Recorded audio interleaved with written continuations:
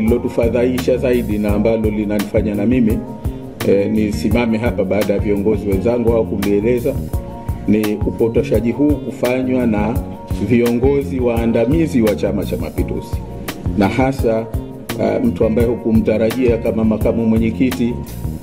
bara wa Chama cha Mapinduzi Bwana Stephen Wasira, na pia naibu katibu mkuu, naibu katibu wa habari na uenezi wa kule Zanzibar ndugu Hamisi Mbeto. Upotoshaji walioufanya kwa kweli ni mbaya sana, na mimi naamini kwamba unaipaka matope hata serikali,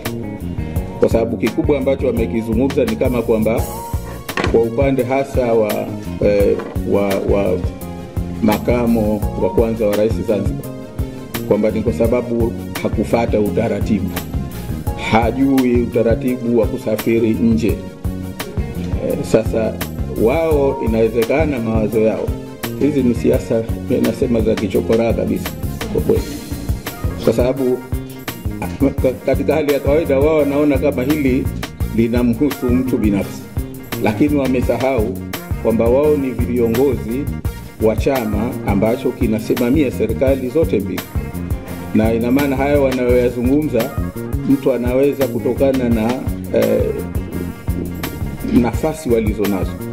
kutokana na kwamba ni viongozi waandamizi, mtu anaweza kuona kwamba labda haya yametoka ndani ya serikali. Ana mwingine anaweza akaona kwamba labda hii serikali kumbe ni ya ovyo sana, kwamba makamu wa rais anasafiri kwenda nje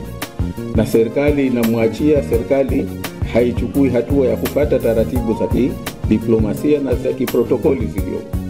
Hasa hili ni jambo la kufadhaisha, na ndio maana nasema ni vizuri kuliweka rekodi sawa sawa ili Watanzania wafahamu, Watanzania wajue tuna viongozi wa aina gani ndani ya Chama cha Mapinduzi.